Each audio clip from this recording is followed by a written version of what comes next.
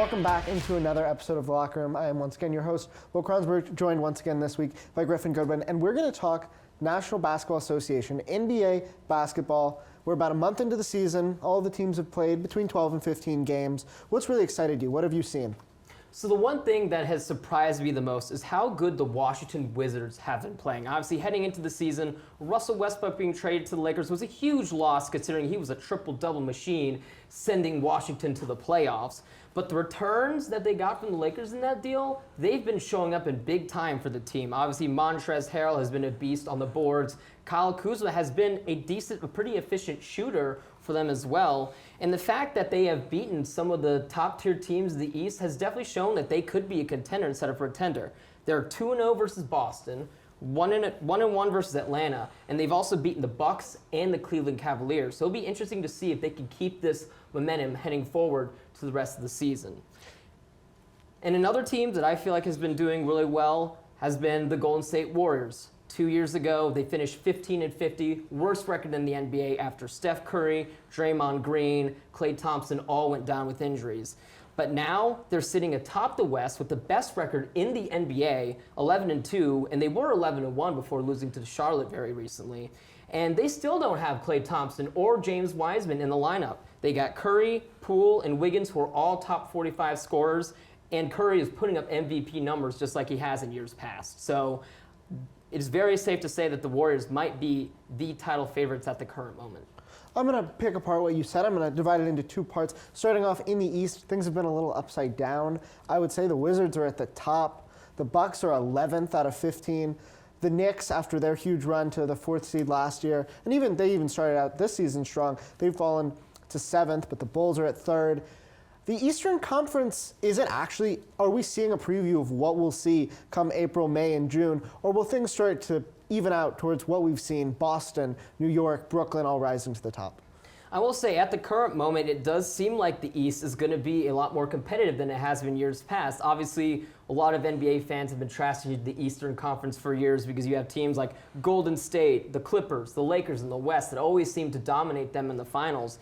But this year, we're seeing a lot of teams in years past who haven't really been making the playoffs make really big jumps and going off to great starts. As we mentioned before, the Washington Wizards are atop the East at the current moment.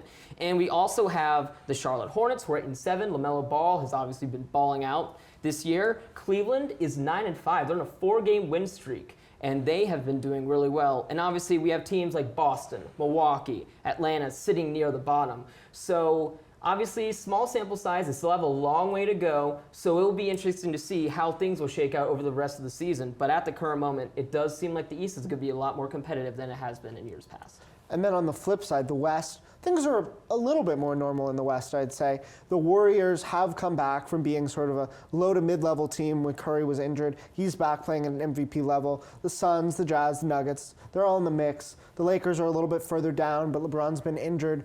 So will the West playoff picture continue to look the same, or are there a few teams that you expect to rise to the top or fall to the bottom?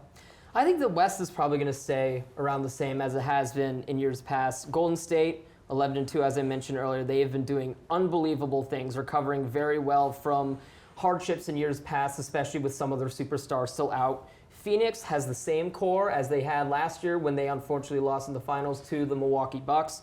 Devin Booker, DeAndre Ayton, and others. Chris Paul has also been really well, having a standout season for the Phoenix Suns. In Dallas, Luka Doncic doing his thing. And the Lakers, obviously, they've usually been dependent on AD for a lot of their success. He hasn't been 100%, and LeBron James has obviously been a huge loss as usual. And the Clippers, Paul George is another candidate for MVP that I feel like could also show some more improvements during the season. So I feel like the same teams as usual are going to be contenders in the West, but the East is where things could really shake up. So you talked about PG, CP3, I mean, somebody like Steph Curry with the Warriors, and then in the East you mentioned LaMelo Ball. Who are your individual standouts? Who have you been impressed with in the first month? I say Kevin Durant is a name that you didn't mention in that little bit, but I thought he's been doing really well for the Brooklyn Nets, who haven't started off with as much superpower as they thought they would be. Obviously, they have the ongoing controversy with Kyrie Irving. He hasn't stepped on the court this season.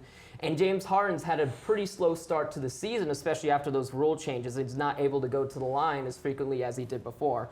So the fact that Kevin Durant has been able to keep Brooklyn atop the Eastern Conference is really indicative of how valuable he is to the team. And as you mentioned, Curry's putting up video game numbers. Paul George has been doing really well for the Clippers. So I say Durant, Curry, and Paul George are likely the top 3 candidates for MVP at the moment. But as you mentioned, LaMelo Ball, if he's able to get Charlotte into a high Eastern Conference playoff seed, you could see him up there as another likely candidate for the award. And let me add 2 names to that. Not necessarily players who are starring or doing something more than what we're used to, but players that are kind of carrying their team, which is really the essence of the most valuable player. The Bucks are struggling, but Giannis is still averaging his 26 points. He's still carrying that team with Chris Middleton out. Somebody like the reigning MVP, Nikola Jokic. The Nuggets have been struggling. Jamal Murray obviously injured. Jokic has been carrying his team. So I think those are a couple players who may not actually be the MVP, but they're very valuable to their team. Now moving to the younger side, some of the rookie players. It was a pretty hyped up draft class between Cade Cunningham at 1, Jalen Green at 2, Evan Mobley in the top 5. Have you seen any rookies that have excited you this time around? I will say Evan Mobley has been the rookie I've been most impressed with, and he's part of the reason why Cleveland is 9-5, sitting 4th in the Eastern Conference right now. Because ever since LeBron and Kyrie have left the Cavaliers, they've been wallowing near the bottom of the Eastern Conference. But they've gone on a good run. They've got 4 wins in a row, and they're showing some promise that they could be a team to beat in the East later in the season. And Evan Mobley has been great on the boards. He's scoring, and he's also providing some solid defense, as well as Scotty Barnes for the Toronto Raptors. And obviously, as you mentioned earlier, the 2 biggest names in the draft, Cade Cunningham and Jalen Green, have gotten off to some pretty slow starts, but that's not indicative of how they've been playing. Their teams are sitting near the bottom of their conferences. Detroit is 3-9 in the East. Houston has only got 1 win in 13 games this season.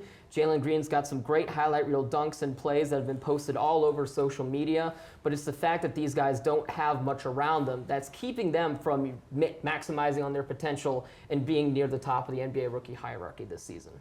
Yeah, and I think that they will get better, the top 2. Cunningham had a very delayed start to his season since he's come back. He's only shooting 32% from the field. He came back just in time to play against the Rockets, against Jalen Green. Jalen Green's only shooting 35% from the field. So I think they have a ways to go, and they're trying to carry teams that need a lot more than just one player right now to get back to where they were a few years back. Now, looking ahead to the end of the season and the possible matchups that we could see, especially in the Western Conference. The Warriors continue to soar, and they have 2 players coming back. The Lakers are managing, and they'll have LeBron and AD and Russell Westbrook, their whole core by the end of the year. Maybe the Clippers, the Suns, the Jazz. What are you expecting to see at the end of the season in the West, especially with the Warriors at full strength? In the West, I definitely think the Warriors and the Suns will probably remain near the top for most of the season. Phoenix made a great run to the finals last year, and they still have most of those guys in that core, so there's no reason why they can make a deep playoff run again. And Denver and Utah, they haven't been making huge storms anywhere. They haven't really been talked about as much, but they've been really consistent, and they got that star power that is capable of potentially upsetting the Suns and the Warriors down the road. So it's those teams that are atop the West right now that I ideally see near the top heading into the postseason as well. And it's not hard to be convinced the status quo will continue. Those are really quality teams. But I want to hear some bold predictions. Are the Wizards going to make the finals? Will we see the Bucks not make the playoffs at all? Something like that. Maybe the same with the Lakers. What are your bold, big predictions for the end of the season? I will say that the East is going to be an interesting watch. Obviously, Brooklyn seems like they are the standouts. They're clearly number 1. They don't have James Harden. Or they do have James Harden, but he hasn't been playing as well as he usually has been. They don't have Kyrie.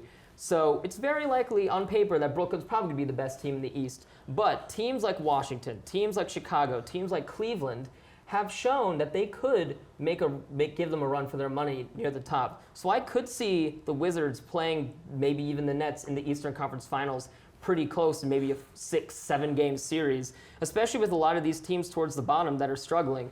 They'll right the ship later on in the season, but right now, and it's not time to hit the panic button just yet. Obviously, the Bucks still need some reinforcements. Trae Young's still doing what he's doing, so it'll be interesting to see what happens there.